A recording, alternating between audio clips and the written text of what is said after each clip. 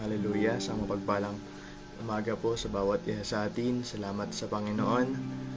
Sa umagang ito, patuloy tayong biyayaan ng ating Diyos na patuloy na makalapit at patuloy na maunawaan ang kanyang mga salita.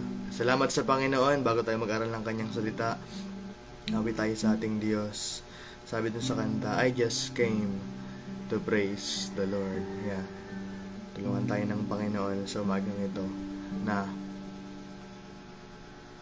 makaawit at makapagpuri sa Kanya. Hallelujah. Salamat sa Panginoon. Ito po lahat. I just came to praise the Lord. I just came to praise the Lord. I just came to praise His holy name. I just came to praise the Lord.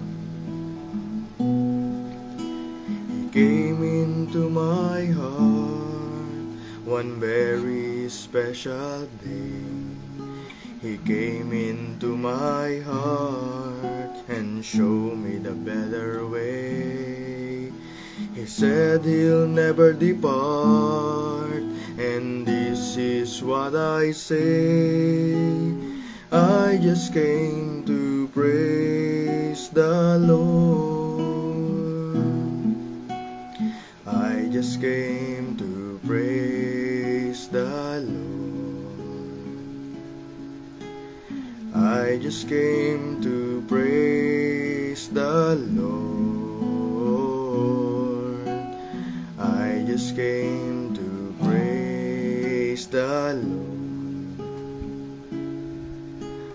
I just came to praise the Lord. He came into my heart one very special day. He came into my heart and showed me the better way. He said He'll never depart, and this is what I say. I just came to praise the Lord. I just came to praise the Lord. Hallelujah, tayo po'y manalangin. Panginoon, salamat po sa inyo, Ama, sa umagang ito. Tulungan niyo kami, O Diyos, na patuloy na mapapurihan kayo sa aming mga buhay. Salamat, Panginoon, sa biyaya at kahabagan, O Diyos, tinanggap namin sa inyo, Panginoon. At patuloy, O Diyos, inihiling namin sa umagang ito, anumang sitwasyon ng inyong mga lingkod, anumang pigatan ng inyong mga anak, asang lugar man sila, O Diyos. Patuloy na abutin niyo po ang bawat isa sa amin. Patuloy na katagpuin niyo kami, aming Ama.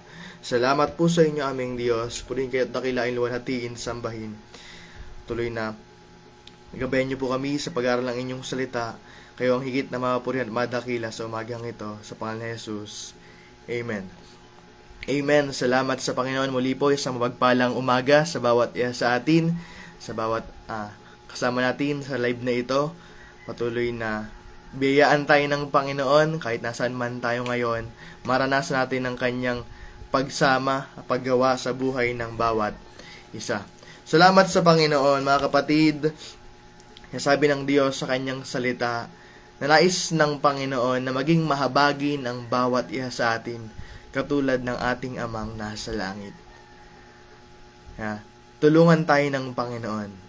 Kaya lang tanong, bilang mga anak ng Diyos, bilang mga lingkod ng Diyos, mga kumiyala sa Panginoon, nakikita ba sa bawat isa sa atin yung kahabagan na ating naranasan din mula sa Panginoon?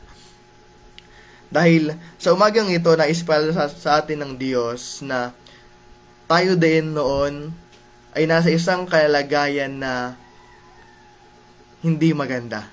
Tayo din noon, bago tayo kumiyala sa Panginoon, ay nasa isang kalagayan na kailangan tayo ng tagapagligtas dahil tayo ay nasa panganib. Ang buhay natin ay patungo sa kawalan at ang buhay natin dati ay walang pag-asa, puno ng pagdurusa ng lungkot at isang buhay na walang direksyon. Pero salamat sa Diyos dahil ang Panginoon meron siyang pag-ibig na sagana, pag-ibig na walang hanggan at kahabagan. Kaya naman, ang Diyos, nagkatawang tao, siya na ang dumaan doon sa pagdusa na tayo dapat ang dumaan. Siya'y namatay at muling nabuhay. At ito'y naging daan upang maayos ang nasirang relasyon ng tao. Kaya naman salamat sa Panginoon dahil bawat isa sa atin ay inudyukan tayo ng Diyos, ng Banal na Espiritu, na manampalataya at kilalanin ng Diyos. At dahil dito, tayo na dating makasalanan, tayo na dating walang pag-asa, ay biniyaan ng Panginoon at ngayon merong pag-asang natatamo.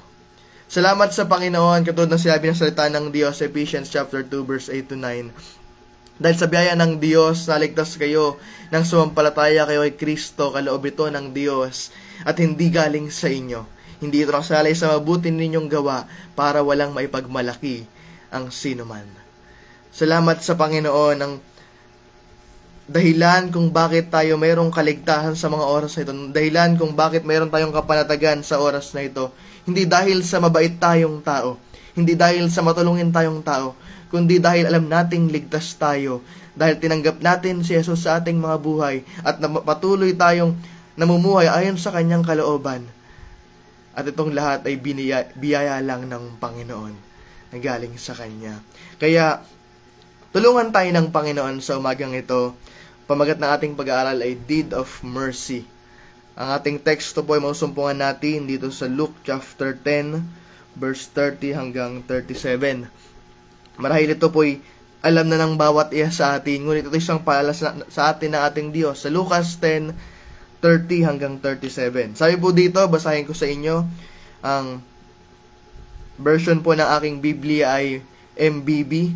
Sabi dito sa Luke chapter 10, hasalin ko po, sumagot si Jesus, may isang taong naglalakbay mula sa Jerusalem, papuntang Jericho.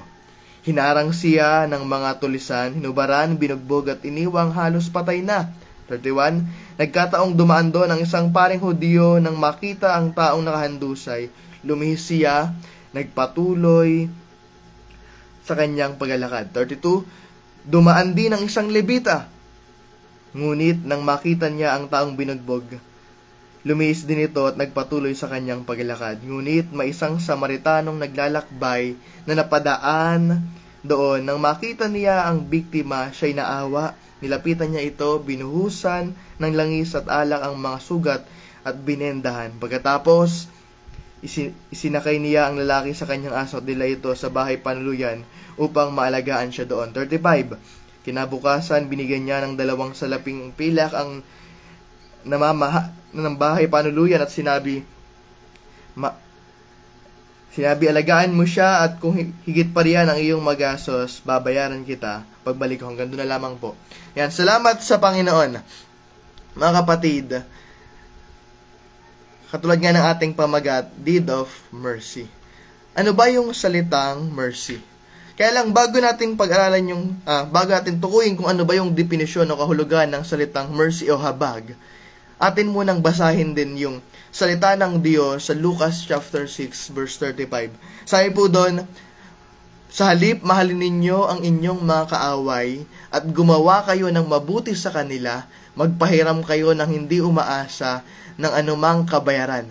Sa gayon, malaking gantimpala ang tatamuhin ninyo at kayo magiging mga anak ng kataas-taasang Diyos. Sapagkat siya'y mabuti kahit na masasama at sa mga hindi marunong magpasalamat. Maging mahabagin kayo tulad ng inyong Ama na mahabagin.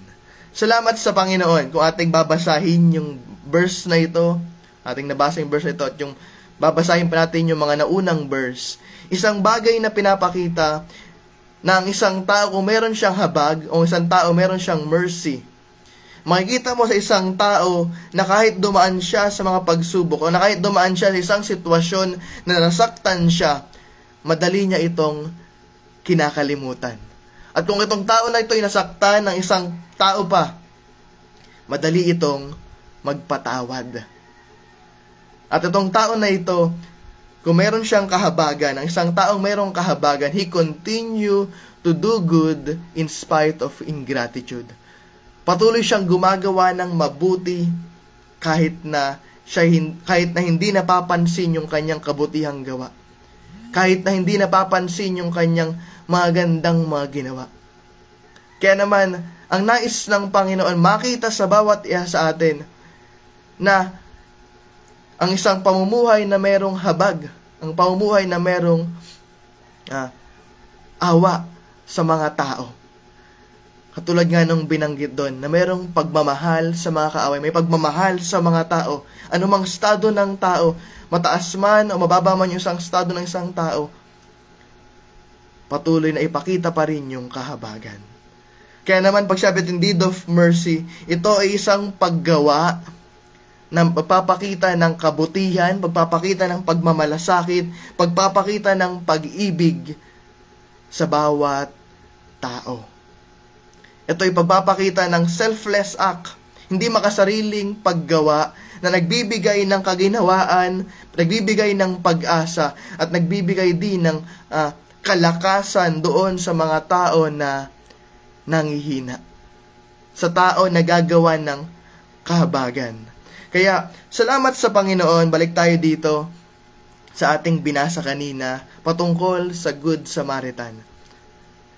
Alam natin, kung babasa natin yung mga unang bersikulo din, na ang Panginoong Yesus sa tagpo na ito ay may kausap siyang isang, sabi doon sa 25 verse 25, basahin nyo na lang po, na meron siyang kausap na marunong pagdating sa kautusan.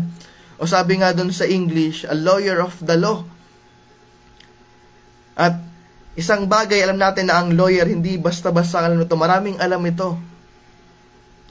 Kaya nga, sa mga nag-aaral ng lawyer, napakarami nilang kailangan kabisaduhin. At itong tao na ito ay ganun din, ang kausap ng Panginoong Yesus. At marami siyang tinatanong sa Panginoon.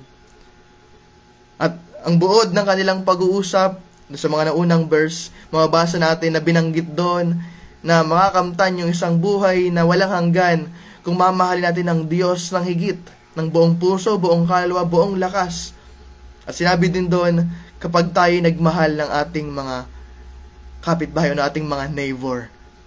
At sa tekstong ito, sa Good Samaritan, ipinapakita at pinapaliwanag sa atin kung sino ba yung neighbor natin. Bakit binanggit ng Panginoon ito? Mga kapatid, kung ating babaybayin o higit na uunawain, pag-aaralan, kung bakit binanggit ng Panginoon ito. Kasi dahil sa dahilan ng ang kaalaman o ang kaisipan ng mga Hudyo, ang kaisipan ng mga tao nung panahon na iyon, ay yung extend o yung sakop lang ng batas ay para sa kanilang mga kasamahan lang din. Para sa kanilang mga Hudyo lang. At hindi para dun sa mga Hentil. Hindi para sa ibang lahi. Kumbaga, ang pinaka-tungkulin lang nila para sa kanila ay gawa ng mabuti yung kasamahan nila. At hindi para sa ibang lahi. Kaya, minsan nagiging ganun tayo. Pagdating sa kahabagan, mas pinapakitaan lang natin ng kahabagan yung mga taong piling nating kahabag-habag. Nagiging katulad tayo ng mga ganitong tao. Na mas pinapakitaan lang natin ng kabutihan yung mga tao sa tingin natin, ay ito, deserve na ito ng kabutihan. Which is, ang gusto ng Panginoon, hindi lang yung mga deserving ang dapat nating pakitaan ng kahabagan, kundi lahat ng tao. Dahil itong deed of mercy na to, it can influence someone's morality. O kung tayo gagawa tayo ng kabutihan sa isang tao na hindi gumagawa ng kabutihan, pwede itong magtulong sa kanya na maghikayat na gumawa din ng kabutihan. Kaya, salamat sa Panginoon, the Good Samaritan. Alam natin itong kwento na ito na tumutukoy sa isang Samaritano na tumulong sa isang Hudyo. At tinawag natin yung Samaritano na yun, the Good Samaritan. Kung tatanungin ng bawat isa sa atin, kung papapiliin tayo kung sino yung gusto nating maging katulad, syempre pipiliin natin yung Good Samaritan. Amen? Pipiliin natin yung, gusto ko ako yung Good Samaritan, gusto ko ako yung mabait. Kaya lang ang nakakalungkot, sa buhay nating ito ang nangyari sa realidad. Gusto lang nating maging Good Samaritan. Kaya lang madalas, nagiging katulad tayo nung Levita, nung pari na dumaan lang at hindi pinansin yung isang taong nangangailangan ng tulong. At isa pang nakakalungkot, minsan tayo yung isang tao na naandun nakahandusay at nangangailangan ng tulong. Gusto nating maging good Samaritan, kaya lang minsan tayo yung taong naandun nakahandusay. Mga kapatid, tulungan tayo ng Panginoon. Katulad ng ating tema sa taon na ito sa Door of Faith Church, Go, Believe, and Experience. Na patuloy tayong humayo, humakbang at maniwala na mayroong magagawa ang Panginoon. At gagamitin tayo ng Diyos daluyan sa kanyang dakilang plano sa buhay na ito. Salamat sa Panginoon. Dito sa tagpo na ito, ating pag-aralan. Doon sa una, mayroong isang tao na naglakbay mula sa Jerusalem papuntang Jericho. Hinarang siya ng mga tulisan, nubaran, binugbog at iniwang halos patay na. Alam niyo po, itong kanyang dinaanan from Jerusalem to Jericho, tinatawag ng mga tao ito nung panahon na iyon na the bloody way. Bakit kaya tinawag? Kasi maraming mga tagpo doon sa lugar na yon. Pag dumadaan ka doon sa lugar na yon, maraming mga magnanakaw na nag-aabang. Merong danger na nag-aabang along the way na pwede kang nakawan, pwede kang bugbugin. Kaya nga tinawag yung the bloody way kasi maraming ganong event ang nangyari. At alam nyo, bawat isa sa atin, hindi tayo basta-basta pupunta sa isang lugar na alam nating mapahamak tayo. Maliban na lang kung ang banal na spirito ay inuudyukan tayong pumunta sa isang lugar na kahit na alam nating mapahamak tayo. Magagawa nating sumunod kasi alam nating andyan ang banal na spirito. Katulad ni Apostol Pablo, sabi niya sa gawa, sa chapter 20, alam niya na pag pumunta siya doon sa lugar na kanyang pupuntahan, puro pag-uusig, pag-aalipusta ang kanyang dadatnan. Pero dahil alam niya na ito yung leading ng Panginoon sa kanya, ng Diyos sa kanya, magpapatuloy pa rin daw siya. Pero sa atin, tayong mga tao, kung tayo sasabihin pumunta ka sa isang lugar na alam nating mapahamak tayo at wala naman yung leading ng banal na spirito, bibili natin hindi pumunta. Kaya lang nakakalungkot, mas pinanaig natin madalas yung ating sariling kagustuhan lang. Na minsan nagsasabi na ang banal na spirito sa atin, anak, huwag kang pupunta dyan. Kaya lang dahil mapilit ka, sumusubay ka pa rin, pinupuntahan mo isang lugar na hindi naman pinapapuntahan sa'yo. Kaya nangyayari, napapahamak tayo. Madalas tayo naging katulad ng tao na ito, na gumagawa tayo, humahakbang tayo ng padalos-dalos, o humahakbang tayo ng basta-basta lang. Mga kapatid, sabi nga ng salita ng Diyos, John chapter 10 verse 10, that Satan comes to steal, to kill, and to destroy. Sa tagpo na ito, ganun din. Habang tayo ay padalos-dalos sa gumagawa, habang tayo na, ligtas na ako, okay na ako, ganito, ganyan.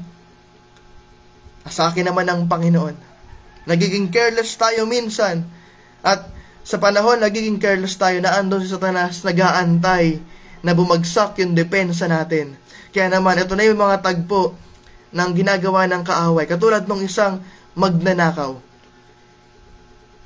Ginawa doon sa lalaki. Una, hinubaran siya. At ganoon din.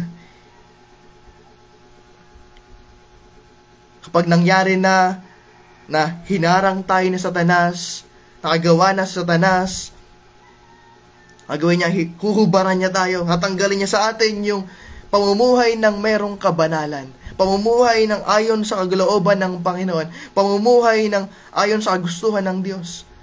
At bubugbugin niya tayo, unti-unti habang hinubad niya yung tatanggal niya yung kapayapaan, yung kagalakan sa ating mga buhay.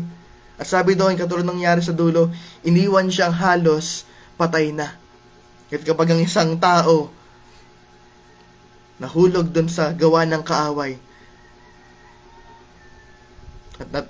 at nakapatuloy sa paggawa ng kasamaan, unti-unti tatanggalin ng kaaway yung mga bagay na galing sa Panginoon. Sabi doon sa isa pa, iniwan siyang patay na.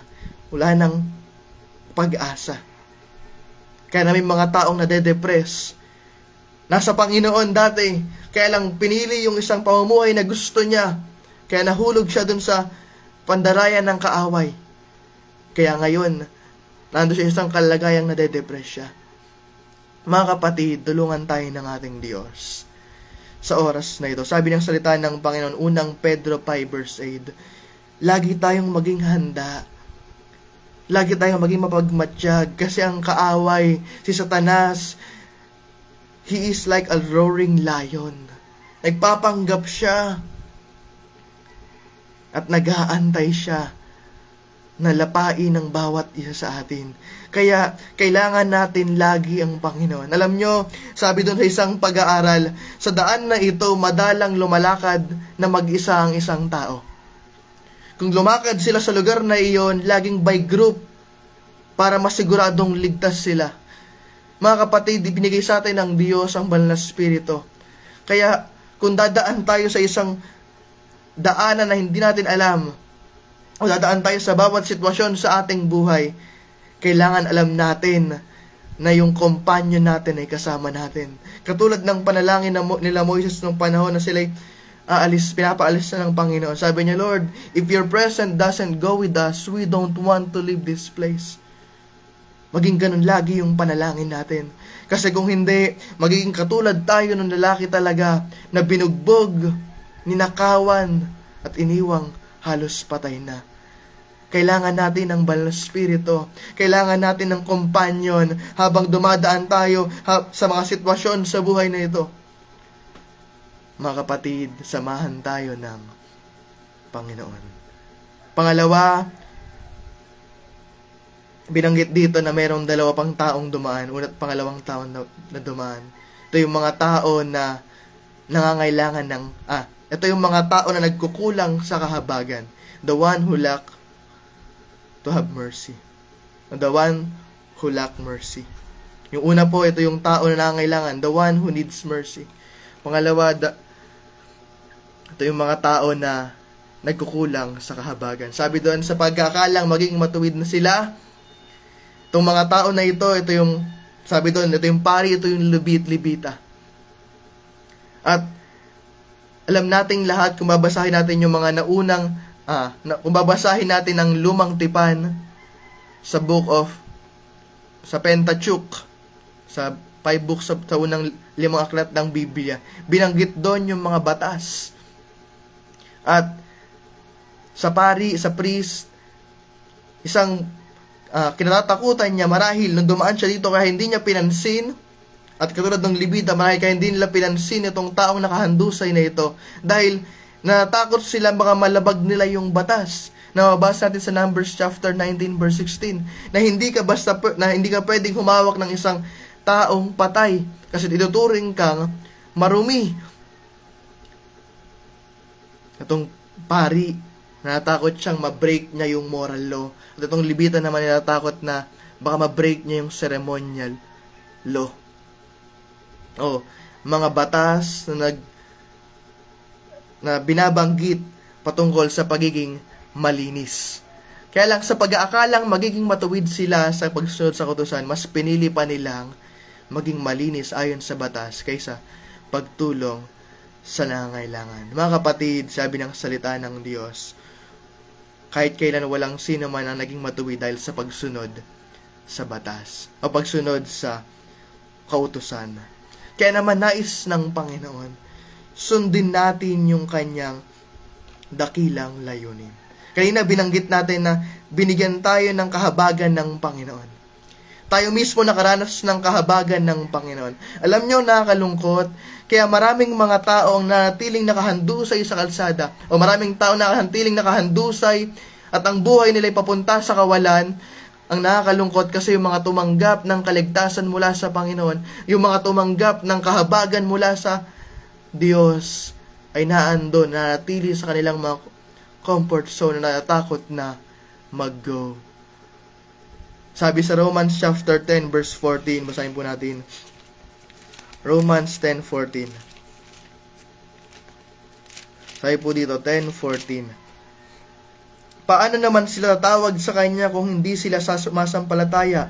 Paano sila sasampalataya kung wala pa silang napapakinggang tungkol sa Kanya? Paano naman sila makaparirinig kung walang mangaral sa kanila? 15, at paanong makapangaral sa ang sino man ang hindi siya sinugo tulad ng nasusulat? Dalang muna po. Nakakalungkot, madalas nagiging katulad tayo ng dalawang tao na naunang dumaan, na mas pinipili natin yung mga sarili nating kagustuhan, mas pinipili natin, natatakot ako, nahihiya ako, kaya ayoko tumulong, nahihiya ako, kaya ayokong ibahagi, nahihiya ako, baka mag-iba yung pagtingin sa akin ng mga tao. Mga kapatid, nakakalungkot, kaya maraming mga tao ang walang pag-asa sa mundo na ito. Kasi yung mga taong nakaranas at nakatanggap ng kahabagan mula sa Panginoon ay ayaw at nahihiyang ibahagi yung kaligtasang tinanggap nila. Kaya, biyayaan tayo ng Panginoon sa oras na ito. Isang dahilan kung bakit tayo nagkukulang sa paggawa ng kabutihan. Isang dahilan kung bakit tayo nagkukulang sa pagsunod sa kalooban ng Panginoon. Kasi hindi natin lubos na hinahanap kung ano ba yung laman ng puso ng Panginoon. Sabi ng Diyos sa Mateo chapter 9 verse 13, habag ang nais ko. Naparito ang Panginoon hindi para abutin yung mga matuwid, kundi para abutin yung mga nangangailangan. Mga kapatid, laman ng puso ng Panginoon ay kahabagan para sa bawat tao, bawat kaluluwa. Kaya nga, bawat isa sa atin, sabi nga, we cannot give what we do not have. Hindi natin kaya ibigay sa isang tao ang isang bagay na wala naman tayo. At kaya nagkukulang tayo madalas sa kahabagan kasi hindi natin laging hinahanap ang Panginoon. Sabi ng Hebreo 4:16, kaya huwag tayong mag-atubiling lumapit sa trono ng mahabaging Diyos upang makamtan natin ang habag at pagpapala na tutulong sa atin sa panahon ng ating pangailangan. Kung alam natin na sa Panginoon lagi nang gagaling yung tulong na meron sa dumarating sa atin, mga kapatid, magawa nating ibahagi ito sa ibang tao. Kasi ang Diyos natin ay mayaman. Ang Diyos natin ay kayang gumawa ng mahimalang bagay. Na tayong mga tao, magagawa na nating tumulong, magagawa nating mahabag, magagawa nating magpakita ng pag-ibig. Kasi alam natin na nung tayo nandun sa ganung kalalagayan, na nung tayo nandun sa isang sitwasyon na wala ring pag-asa at magulo ang buhay malayo sa Panginoon, dumating ang Diyos sa buhay natin at kinahabagan ang bawat isa sa atin. Salamat sa Panginoon. Kinahabagan tayo ng Panginoon. Kaya lang nakakalungkot sa panahon natin ngayon, nakakalungkot na bagay, madalas yung paggawa ng mabuti, yung paggawa ng tama, yung pagbabahagi ng salita ng Diyos. Kapag inuudyokan ka na ng Panginoon, sinasabi mo, Lord, pag-pray ko nga kung ito galing sa inyo. Kaya lang minsan kapag paggawa na ng mali, nagiging basta-basta na lang tayo. Kaya biyayaan tayo ng Panginoon sa oras na ito, sa umaga na ito, na huwag tayong maging katulad nitong mga tao na nagkulang sa pagpapakita ng pagmamalasakit o pagpapakita ng kahabagan. Kundi hanapin natin ang Panginoon at sumaliksik tayo sa Kanya upang lubos nating makita kung ano ba yung nais ng Panginoon. Panghuli po, the one who have mercy. Yung tao na nagpakita ng kahabagan.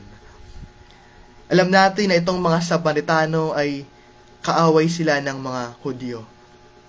Sila yung mga kinagagalitan at mga inalipusta, tinalikuran ng mga Hudyo.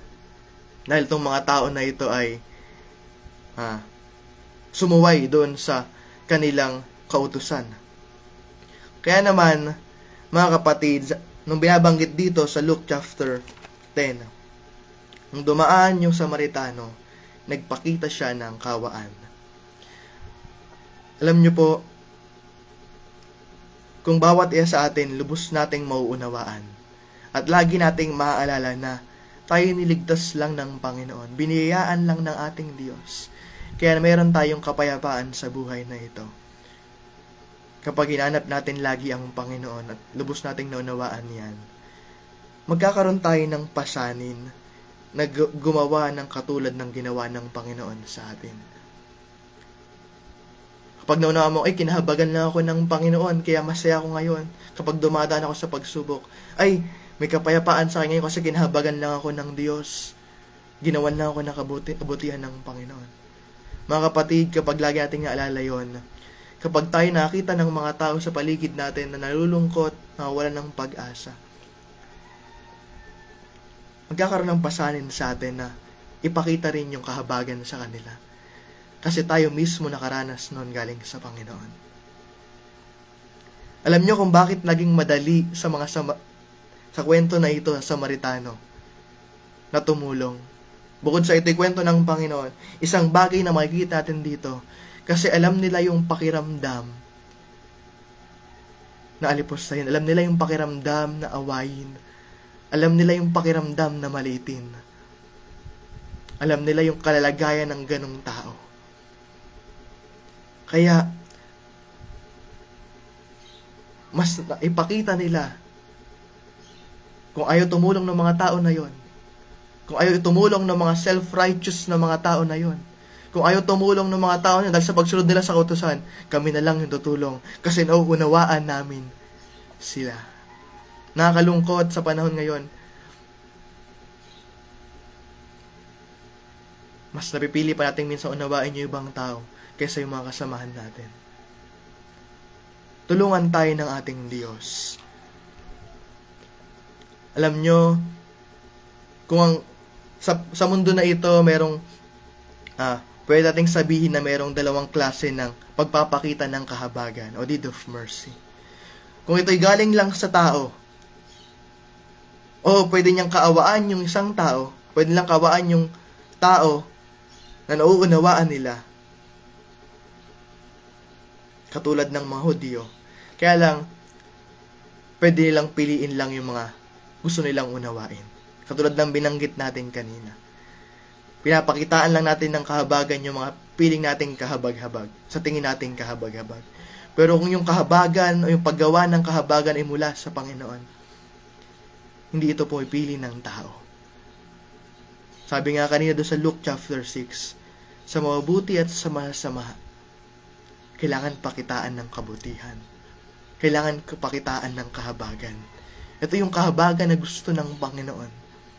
Na walang pinipiling tao, Hudyo man o hindi Hudyo, nais ng Panginoon, pakitaan natin ng kahabagan. Kasi malapit nang dumating ang Panginoon. Malapit nang dumating ang Diyos. Nais ng Panginoon na marami, actually lahat gusto ng Panginoon makasama sa kanyang muling pagbabalik. Kaya, tulungan tayo ng Panginoon, tayo na tumanggap mula sa Diyos, maibahagi natin yung ating tinanggap. Katulad ng sabi sa 1 John chapter 4, we love because you first love us. Ngayon naman, nagawa nating mahabag kasi unang kinahabagan lang tayo ng Panginoon. Kahit kung tayo, meron tayong puso ng Panginoon at alam natin kung ano yung laman ng puso ng Diyos, kahit maliitin tayo, hindi paghihiganti may papalit mo kundi pagmamahal pa din. Katulad nga ng binigay natin definition sa mercy, easy to forget injuries and forgets kahit na hindi hinihinga ng pagpapatawad, nagpapatawad pa din. At nagpapatuloy sa paggawa ng mabuti sa kabila ng mga hindi natanggap na papuri. Kasi tayong lahat ay naglilingkod sa Diyos. Kasi ang laman ng puso ay ang Panginoon. Maparangalan ng Panginoon. Mga kapatid, tulungan tayo ng ating Diyos. Patuloy na nasain natin lagi yung pagsama ng Banal na Espiritu. Kasi nung Tagpo doon sa Gawa chapter 2 verse 44. Nung sila mismo tumanggap sa Panginoon, naranasan nila yung pagkilos ng Diyos, naranasan nila yung paggawa ng banal na Espiritu. Sabi doon, nagsama-sama ang mga mananampalataya at ang kanilang mga ari-arian ay tinuring na para sa lahat. Katulad ng ginawa ng Samaritanong ito. Sabi doon, nagbigay siya ng halaga at yung halaga na yun kung ating pag-aaralan ay sahod ng pandalawang araw. Kung ang sahod natin ay umaabot ng 1,000 kada araw, minsan magiging mahirap ibigay ito, pero kung meron kang puso ng Panginoon, kung ikaw ay gumagawa ayon sa kalooban ng banal na Espiritu, kahit anong halaga yan, maagawa mong itulong. Kasi alam mo na ang Diyos ang sinusunod mo, at ang Diyos na nagturo sa iyo at nagtulak sa iyo gawin ng isang bagay, ay siya ring Diyos na magpapalit ng lahat ng hiningi niya sa iyo. Mga kapatid, tulungan tayo ng Panginoon. Hindi ko na po papakabain pa. Makita sa bawat isa sa atin yung kahabagan. Hindi dahil kahabag-habag yung isang tao, kundi dahil tayo kinahabagan lang ng Panginoon. Makita sa atin yung kahabagan dahil gusto nating maparangalan ng Panginoon sa buhay natin. Makita sa atin yung paggawa ng may kahabagan kasi mga anak tayo ng ating Diyos. Nakakahiya yung mga hindi anak ng Diyos nagawa pang mahabag sa isang tao. Nakakahiya naman kung yung anak ng Diyos hindi marunong mahabag. Kaya always reflect on ourselves. Tandaan natin, pangalan ng Panginoon yung daladala natin. At sa bawat paggawa natin, ang Diyos ang dapat makita. Kaya, sa bawat paggawa natin, tulungan tayo ng Panginoon. Mahabag tayo sa mga tao sa paligid natin. Instead na pagkwentuhan natin, panalangin natin. Madalas nababanggit ng mga tao yan, nababanggit natin yan. Kaya lang nakakalungkot, madalas din hindi naman nagagawa. Mga kapatid, tulungan tayo ng Panginoon. Huwag na nating antayin na papunta tayo sa isang sitwasyon na kahabag-habag bago tayo magkaroon ng pasanin sa ibang tao. Kundi, habang tayo namumuhay sa mundong ito, kasi sabi ng Panginoon na mahabag tayo. Mahabag tayo. Lapit nang dumating ang Panginoon. Nawa, magkaroon tayo ng kalakasan. Magkaroon tayo ng kagalakan sa puso. Na nahahabag tayo hindi dahil kailangan nila ng tulong, kundi nahahabag tayo sa mga tao kasi malapit nang dumating ang Panginoon. At kapag sila hindi pa lumapit sa Panginoon, hindi maganda ang kanilang kahihinatnan. Kaya, salamat sa Panginoon sa umagang ito.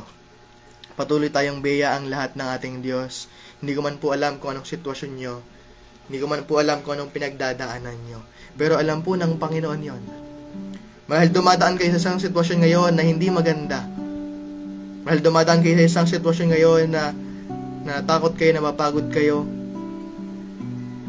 Mga kapatid, nandiyan ang banal na Espiritu. Tulad ng binanggit natin kanina, we need a companion.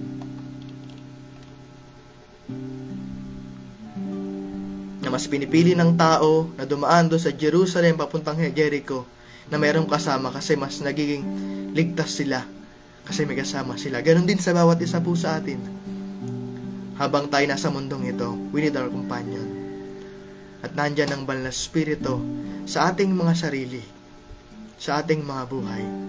Kasabay ng pagtanggap natin sa Panginoon, tinanggap natin ang banal na Espiritu.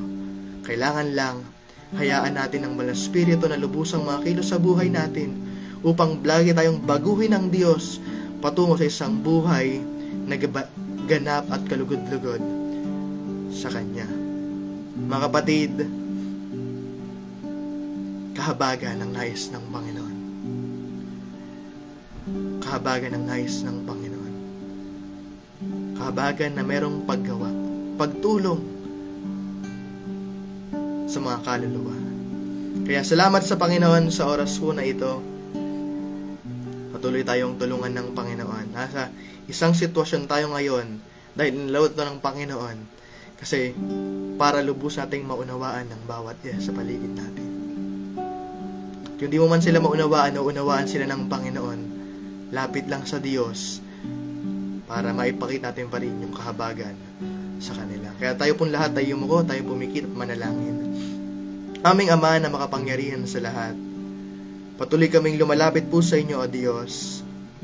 Patawarin niyo kami, Panginoon, kung nagkukulang kami sa pagpapakita ng kahabagan sa mga tao sa paligid namin. Patawarin niyo kami, O Diyos, kung nagiging katulad kami nung mga Levita at pari sa kwento na ito, O Diyos. Na nung panahon nakita sila ng isang tao na nakahandusay at nangangailangan ng tulong, mas pinili pa nilang maging banal ayon sa kautusan kaysa sumunod at pakita yung pag-ibig na galing sa inyo. Tawarin niyo kami, O Diyos, kung madalas nakikita namin na kailangan namin ibahagi yung salita niyo, ngunit mas pinipili naming manahimik lang. Patawarin niyo kami, O Diyos, kung may mga tagpo na mas pinipili naming mahiya na lang kaysa ibahagi kayo sa ibang tao. Patawarin niyo kami, O Diyos, kung mas kinakahiya pa namin kayo kaysa sa paggawa ng mali. Ama, sa oras po na ito, lagi niyo itatak sa aming mga puso na kami minsan din nandun sa isang kalagayan katulad ng isang taong nakahandusay na yon, na nangangailangan ng saklolo, nangangailangan ng tulong, at dumating po kayo, O Diyos. Hindi niyo tinignan kung sino kami, hindi niyo tinignan kung ano yung nagawa namin, kundi ipinakita niyong lahat kami ay mahal niyo, O Diyos. Lahat kami ay nangangailangan ng kaligtasan at tulong na mula sa inyo. Ama, bawat isa po sa amin, gusto namin maging katulad ng Good Samaritan na handang tumulong. O Diyos, hindi lang pagtulong ang gusto namin, financially, materially. Lord, higit sa lahat, gusto naming maitulong sa kanila. Katulad ng binigay niyo sa amin, yung kaligtasan, O Diyos. Gusto naming maibahagi kayo sa kanila, O Diyos. Kasi ito yung nais niyo, Panginoon.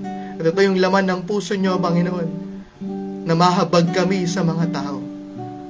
Holy Spirit, sa oras po na ito, sino man sa inyong mga lingkod ang dumadaan sa isang sitwasyon na para bang akala niya, tinalikuran niyo siya. Holy Spirit, inihiling po namin ang pagyakap niyo po, O Diyos, na maranasan niya sa kanyang buhay. Naniniwala kami, all things work together for our good. Na meron kayong rason palagi kung bakit kami dumadaan sa isang sitwasyon at kung bakit niyo inaalaw, Panginoon, na dumaan kami sa mga sitwasyong ito.